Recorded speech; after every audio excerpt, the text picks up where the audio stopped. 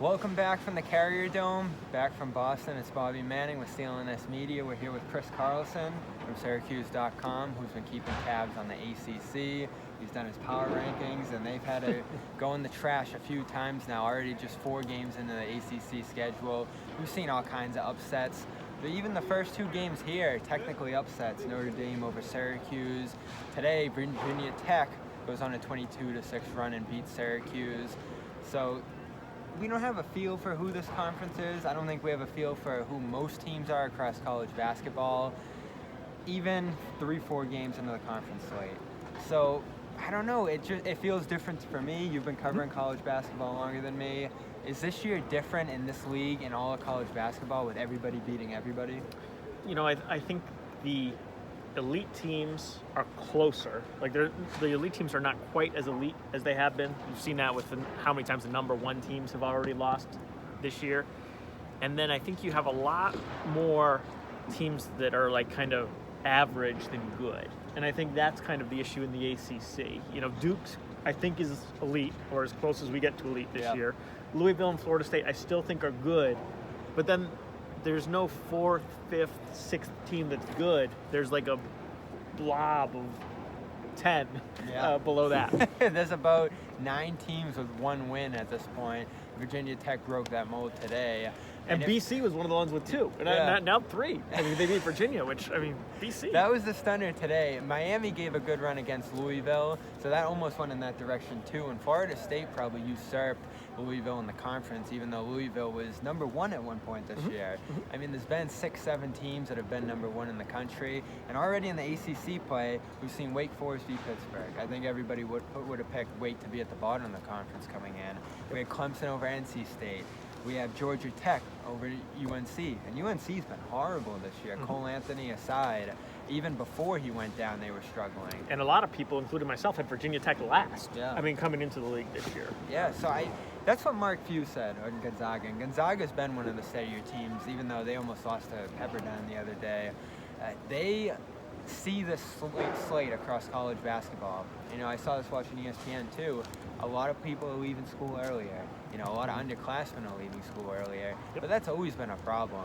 You know, I think probably a little more transferring. I mean, there's just not as much year-to-year cohesion across college basketball. And we got to remember too, LaMelo Ball, R.J. Hampton, those kind of guys go overseas. I mean, is this the new normal for college basketball? Now, I don't want to go too crazy because I still think that there are going to be a lot of years, right? If James Weissman was at Memphis, they're really good. Yeah. And he was supposed to go there. Duke last year had the greatest recruiting class ever heading into the year. That's what we thought, right? Minus Cam Reddish. right. And those teams all ended up elite. And traditionally, it has seemed like a couple of the top guys have paired up and gone to the same school and given those teams lots of talent. This year, they didn't really pair up. You know, you've got guys in Washington. You've got guys in Arizona. You've got guys in different places. So the elite talent isn't quite as grouped together. And I do think the number of guys leaving early, guys have always left early. But over the years, we've seen it go from you go early if you're the number 1 pick. You go early if you're a lottery pick. You go early if you're a first-round pick. Now you just go early because the G League's as good a place to develop as college basketball for a lot of these guys. So you are seeing, 80 to 100 kids leave early versus, the 30 or 40 that maybe we used to. Yeah, and there'll be a Tyus Battle who struggled in the G League. There'll also be an O'Shea Brissett who got a 2-way deal and has been playing well for Toronto through a lot of injuries out there. So it's always compelling to go get that contract and jump to the next level. It's just... And be a full-time basketball player. Yeah, for sure. It's just, is this good ultimately for the sport to have so much parity? I mean, it's kind of the same argument you see in the NBA. Last year, you have Duke with Zion, Cam Reddish, R.J. Barrett. They were so captivating. They're on ESPN every game. Everybody's tuning in to see them lose. It doesn't feel, even though Duke's very good again this year, that you have that figurehead like the Warriors in the NBA. They're missing in the NBA this year. And it's been a similar effect there. Yeah, I think it depends on what you look for. Yeah. I certainly think the casual fan doesn't like the way it's headed and doesn't like how the season is playing out. Now, other people like parity. If you're a fan of St. Mary's, you know, or a team that doesn't really have a chance most years, you know, the more parity they get, the better.